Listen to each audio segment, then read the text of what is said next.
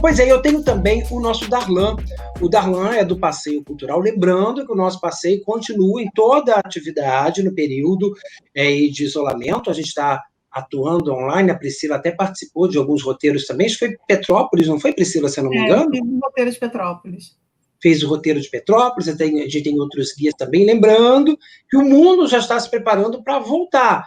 E o nosso benefício também aí já está aguardando, claro, as autorizações e as indicações sanitárias, mas também já estamos preparando com novidades para quando voltarmos ao presencial. Darlan, é com você. Olá, associados, tudo bem? Aqui é Darlan, do Benefício Passeio Cultural.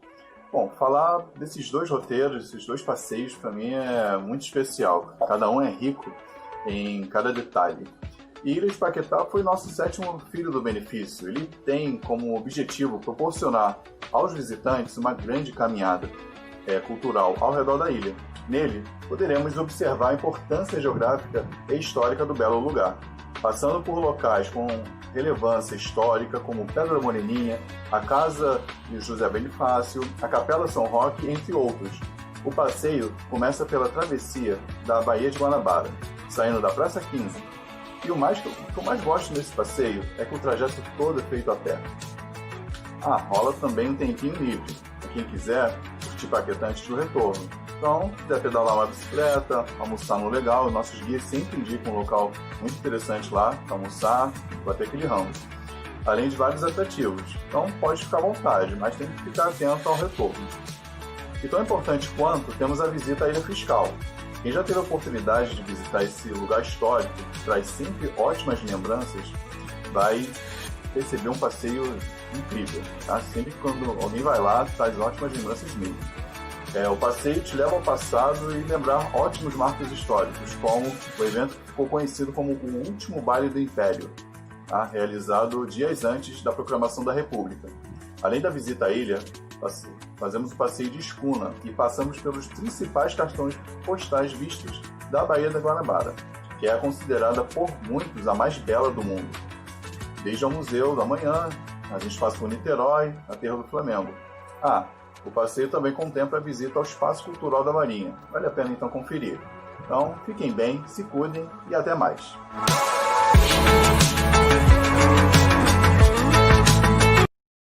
Até mais, Darlan. Lembrando, gente, que os dois aeroportos do Rio de Janeiro, né, os dois aeroportos comerciais, também estão em torno da Baía de Guanabara, né, o de Galeão, que a gente vai falar também sobre a Ilha do Governador hoje, e também o Santos Dumont, né, que a gente viu até nessa panorâmica desse vídeo aí que o Darlan fez para a gente. O Sandro está travado? Me perguntaram se o Sandro está travado? Acho que não. Vou fazer uma pergunta aí. Você está travado, Sandro? O Sandro virou de cabeça para baixo, mas enquanto isso eu vou aqui, enquanto a Cintia acerta o Sandro, atenção, produção, entre em contato com o Sandro para a gente colocar, eu vou com a Priscila. Priscila, o Darlan já nos falou que abrigou o famoso baile da Ilha Fiscal. Realmente, a ilha não é só isso, ela tem outras participações históricas, mas essa é emblemática, né? Quer dizer, foram poucos dias antes da proclamação da República, né? Isso mesmo.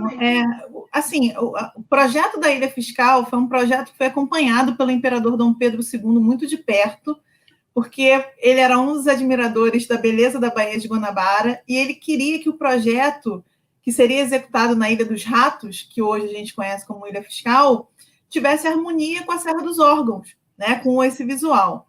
Então, desde o processo da construção, quando foi colocada a pedra fundamental em 1884, a gente vê um cuidado todo especial do imperador, e o próprio arquiteto que foi responsável pelo projeto fazia parte da Casa Imperial, que foi o Adolfo Del Vecchio. A inspiração é francesa, não é? Como na época, quase tudo? A inspiração é francesa, é baseada no neogótico, e esse neogótico está inspirado no gótico, que as catedrais francesas são realmente o grande exemplo que a gente tem dessa arquitetura. Como a gente fez isso fora do período medieval, a gente coloca o neo na frente, né? Então, é o neogótico. Mas essa questão da ponteira, do formato, está bem em harmonia com a natureza da Baía de Guanabara, com essa visão. O que é interessante é que a Ilha Fiscal foi inaugurada alguns meses antes, mas ainda não estava completada, e o baile, ele não era para ser o último do Império, né? O imperador... Claro, né? Que a República ia acontecer alguns dias depois. Inclusive, agora, ele não foi o primeiro baile também que aconteceu lá, não, foi? Na verdade, foi sim. O único, né? Foi do o Império. único. No Império foi o único. Hoje em dia, a Marinha aluga o espaço para casamento. O cantor Bela e a Graciane fizeram a festa de casamento deles lá. Vários marinheiros, né, vários oficiais da Marinha já fizeram suas festas de casamento lá também. Mas, como baile oficial do governo, realmente foi o único baile. Agora, o curioso, não é, o Priscila, que o baile, na verdade, era uma homenagem a um navio chileno, né? Almirante Cochrane, que inclusive é nome de rua hoje aqui no Rio de Janeiro, né? Nos nossos processos de guerra de independência, em toda a América Latina, o Almirante Cochrane ele é herói em várias nações. No Peru, no Chile, ele é considerado o fundador da Marinha chilena e considerado o fundador da Marinha brasileira. Então, por isso estava existindo essa homenagem. O Brasil, inclusive, sempre intermediou as relações diplomáticas com Chile e Argentina, que não eram as melhores. Inclusive, o tratado é ABC, né, comercial e de paz entre Chile e Argentina, porque o Brasil é que faz essa intermediação. E nessa ligação com a Marinha chilena foi proposto um ano inteiro de várias homenagens a essa Marinha chilena, e o baile era uma dessas homenagens. Hoje em dia, a gente sabe, né, o imperador não sabia disso na época, que membros da Marinha chilena estavam no clube militar horas antes do baile para apoiar a proclamação da República. Ou seja, ele estava dando uma festa para o inimigo, de certa forma, né? Para conspiradores, vamos colocar isso. Pois é, aí eu tenho aqui alguns detalhes curiosos do baile, né, que eu não sei se são verdades ou são folclore, às vezes o folclore acaba, de certa forma, até influenciando, é que algumas pessoas estimavam que o que foi gasto nesse baile seria equivalente a 10% do orçamento da época da cidade do Rio de Janeiro. Não sei, deve ter um certo exagero nisso aí, mas eram 150 cozinheiros, 150 garçons, 20 mil sanduíches servidos, 800 quilos de camarão, 2.900 pratos de doces, 500 perus, nem sabia que tinha tanto peru assim no Rio de Janeiro naquela época para se servir, tanto peru, 180 caixas de vinho, 10 mil litros de cerveja e 80 caixas de champanhe. E aí você, Priscila, que faz esse passeio também regularmente, eu te pergunto, como que com tanta comida e com tanta bebida e tanta gente nessa festa, como é que seria o banheiro, já que a gente vai hoje lá e não tem banheiro naquele espaço? Não. É literalmente a questão de usar o mar como banheiro, né?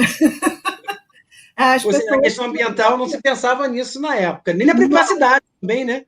Não existia nenhuma educação ambiental em relação a isso. Inclusive, o hábito que existia no século XIX realmente no Brasil era jogar os dejetos na Baía de Guanabara. A gente não tem essa questão contemplativa ou de preocupação com o meio ambiente. Algumas das ilhas que nós vamos citar hoje, inclusive, faziam parte de lixões, de lugares de tratamento de esgoto, porque você não tinha essa preocupação com a conservação da Baía de Guanabara. E acredite se quiser, a urina e a fezes dos convidados não impactaram tanto quanto a indústria hoje impacta. Certamente, é uma questão de quantidade, mesmo sendo muitos convidados, né? Você tem ideia de quantos? Cada um fala que era 3 a 5 mil pessoas, eu nem sei se caberiam 5 mil pessoas ali, isso é um exagero, né? E na ilha, né? A noite inteira, as galiotas foram indo e voltando, né, com os convidados. Estima-se oficialmente 2 mil convidados, mas sabe-se que foram falsificados convites, tiveram pessoas... Já tinham cambistas e falsificações naquela época. Já sim. Então, esse número acaba sendo ampliado de 2 mil convidados para quase 3 mil pessoas. Mas isso durou quase que a madrugada inteira, e existem alguns historiadores, como o professor Milton Teixeira, que afirmam que no dia seguinte o que mais se via boiando na Baía de Guanabara eram espartilhos de senhoras, né? Então, a festa realmente foi bem animada. Bom, então, foi uma festa de luxúria, né, de certa forma. Foi. O imperador se levantou cedo, inclusive, 8 horas da noite, praticamente, toda a participação dele já estava encerrada. Então, os convidados depois levaram da forma que queriam. Pois é, e aí a questão que eu não sei se Priscila, se é lenda, também faz parte do folclore, diz que ele não aproveitou a festa, né? Ao contrário das outras, ele ficou num espaço reservado, ou seja, ele já tinha uma noção do que estava por vir, ou não? Na verdade, assim... Ou eles caíram de bobos nessa história da proclamação? existe todo esse rumor da proclamação, né? Já o ano de 1789 inteiro, 1889 inteiro, justamente porque queria se fazer a proclamação da República no ano do centenário da Revolução Francesa, que foi em 1789.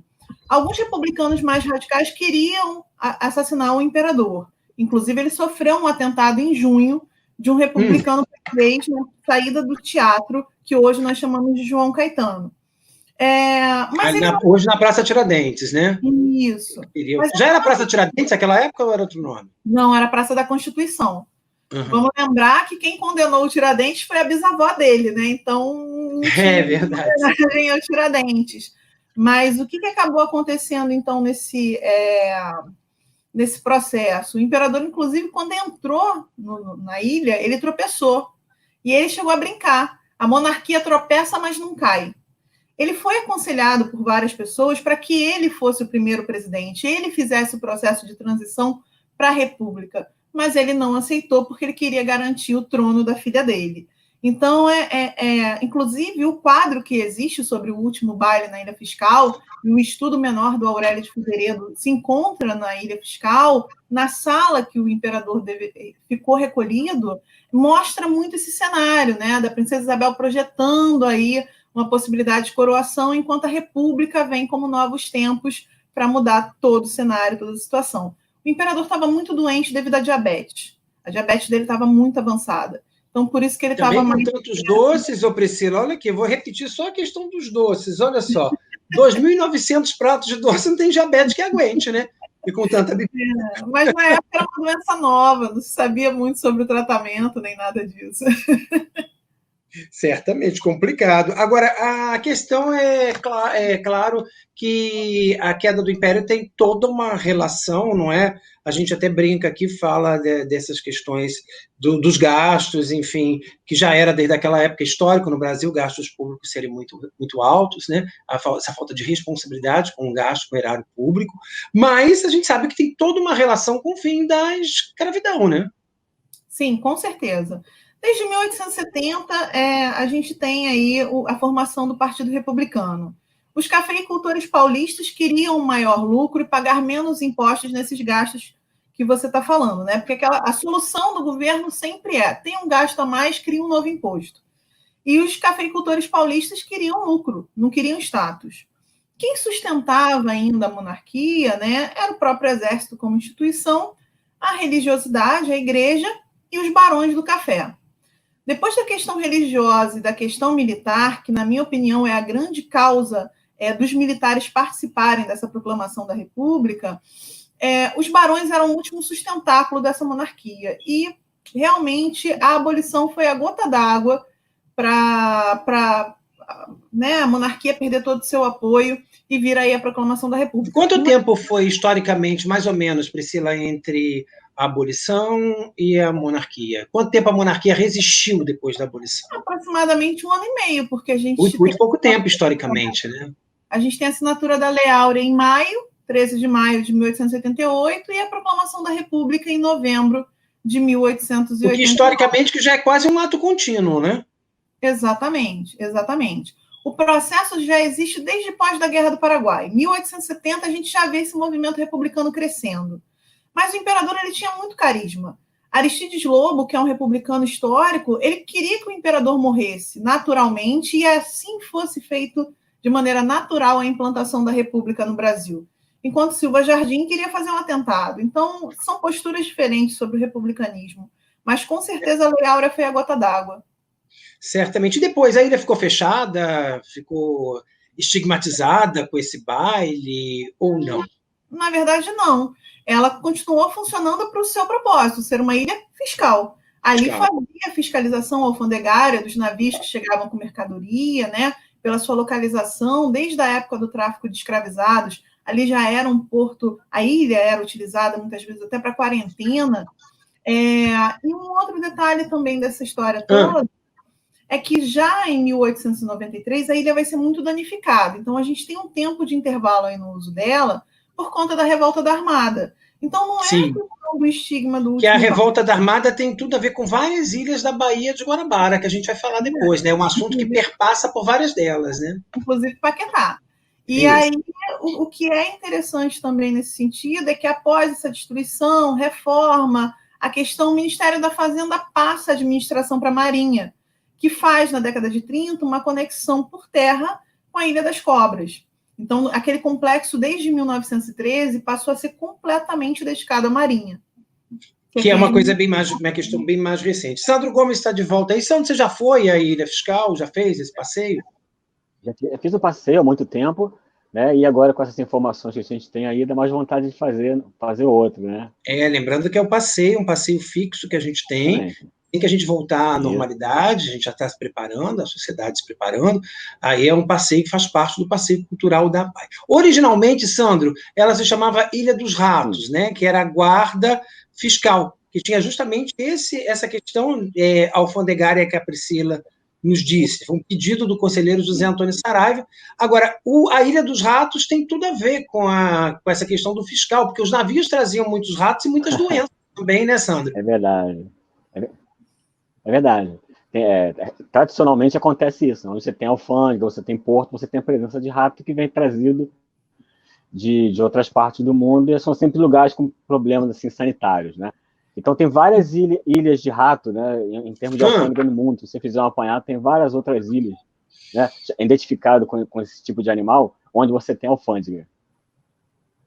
Certamente. Aí, e quase todo navio, até hoje, né, uma grande praga dos navios é a questão dos ratos. Eu não sei se vocês já repararam, né, até hoje, nos portos modernos, quando você vai lá, quando tem a corda, que ainda tem a corda para prender, né, ainda tem, mesmo com toda a tecnologia que prende ali no pia, elas têm uma espécie de um recipiente, né, que cria uma abóboda para que o rato que for seguindo ali pela corda, ele não consiga pular aquele obstáculo ali e nos navios. Quer dizer, é uma questão real até hoje. Agora, a Priscila falou que teve até o casamento do Belo, né, o último casamento que teve lá, fica a Graciane.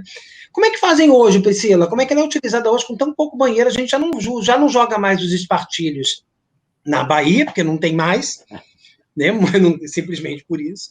Mas a gente temos hoje, digamos, um certo pudor maior com a nossa privacidade, uma consciência ambiental também. Como é que funcionam os eventos de lá? Depende do convidado, né? E depende da quantidade também de pessoas. Eles já construíram banheiros fixos.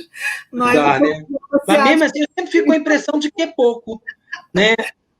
São poucos. A gente tem ideia, né, da grandiosidade do baile, até porque ele é sempre exaltado como um baile muito grande, né? Não só nas questões econômicas, ou quantidade de convidados, então a gente sempre pensa que a ilha, ela é muito grande. Eu não sei, aí eu pergunto até ao Sandro, que disse que já foi uma vez também, há pouco tempo. A minha decepção foi enorme em relação geográfica, tá? Decepção geográfica, porque eu imaginava... Ela parece maior, né? Menor, esse palacete é muito pequenininho. Né? Para a época, que era muito grande, pomposo. Você imagina para o bairro do Império, como é que deve ter sido a questão do espaço, né? Porque você está vendo aí, agora o Lennon botou para a gente vê a parte lateral. Essa parte do meio é vazada. Essas partes laterais, tanto a esquerda como a direita, elas são muito pequenas. Né? A função dele, na verdade, é para ser fiscal. Não era ser fiscal, também. Agora, tem a parte de cima também, né, Priscila? Esse segundo andar aí, ele são 38 degraus, eu não sei se é verdade, se vocês lembram, se vocês contaram. Isso mesmo. E tem móveis, ainda tem material da época, não sei se é necessariamente da época do Império, mas tem muitos mobiliários antigos ainda lá em cima. Né? A gente pode ver, geralmente nas visitas estão abertos esses espaços?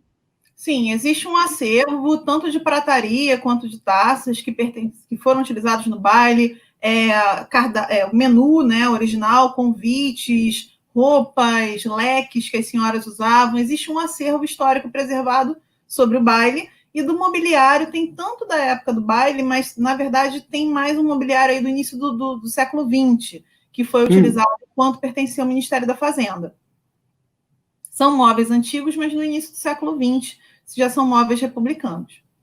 Ou seja, não tem muita coisa daquela época, né? Deve ter sumido tudo, né? Imagina. Vale a pena a gente observar quando for fazer o passeio, que tem um relógio muito interessante, de 4 faces, da fundação da Ilha Fiscal, ele funciona até hoje, e funciona a corda, né? Tecnologia alemã, tem que dar corda 2 vezes por dia.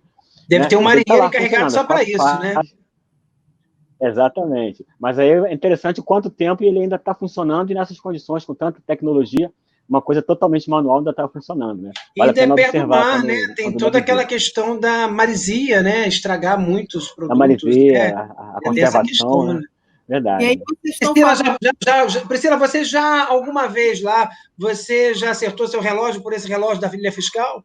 Já sim, inclusive chamaram os associados da Vai para ir embora. Acabou o É que horário. eles nunca querem ir. A maior dificuldade de um guia deve ser chamar para ir embora, né? Que ninguém quer ir, né? Exatamente. Quando o passeio é muito bom, essa é a maior dificuldade. Mas só uma última curiosidade, vocês estão falando aí de danos, né?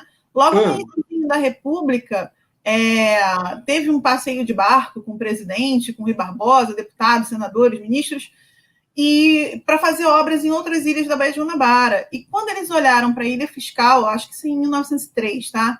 Com o símbolo do Império, eles falaram, isso não é possível. Ainda existem símbolos da monarquia que vamos derrubar esse prédio. E o Adolfo Del Vecchio falou, não, eu mudo, eu tiro o símbolo do Império da fachada, mas se a República pode fazer alguma coisa por mim, é manter essa minha obra-prima de pé.